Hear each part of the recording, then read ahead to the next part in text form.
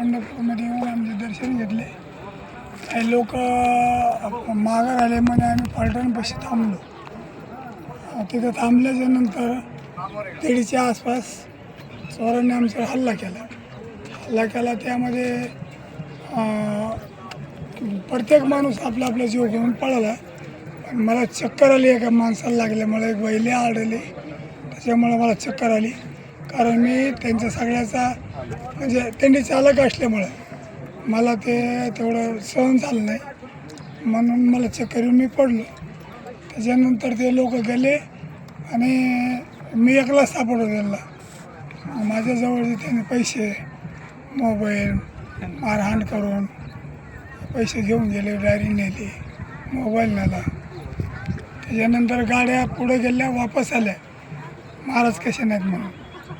वापस आल्यानंतर मला घेऊन गेले. तुम्ही 112 नंबरला फोन केला होता?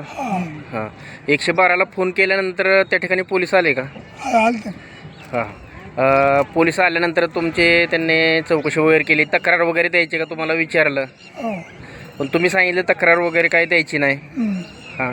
आणि त्याच्यानंतर पालखी प्रस्थान असल्यामुळे तुम्ही हो, त्याच्यामुळे आम्ही ते पुढे निघून आला.